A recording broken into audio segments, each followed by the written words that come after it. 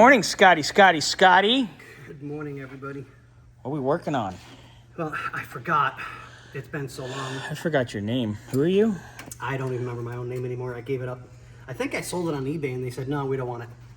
I thought you were Thumbelina. No, that's... So... I'm confused. Yeah.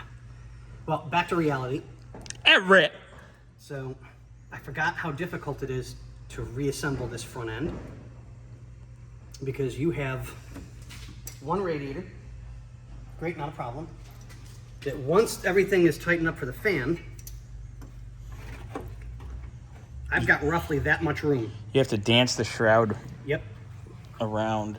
It's a lot of... And it's the front end of this car really is a nightmare. And the only problem, I can't really say this car.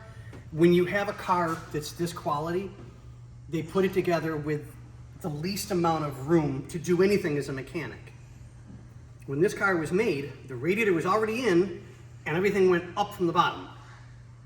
You go up from the bottom. We can't exactly do that. Yeah. So, Scotty's working on it, getting this together. You got, what, 2 more belts to go, too? One belt.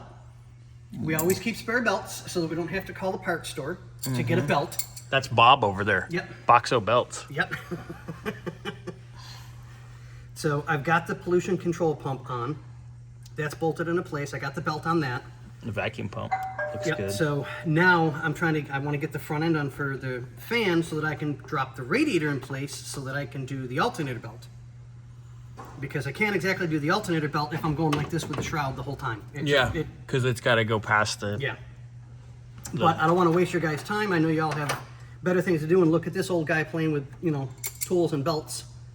That sounds like... Well, usually you have to play with a belt to get to the tool, right? This is true. This is true. Oh, boy. Oy vey. So, on that note, nothing like dropping a holy shit in the middle of the video, huh? Wow. And with that, we bid you adieu.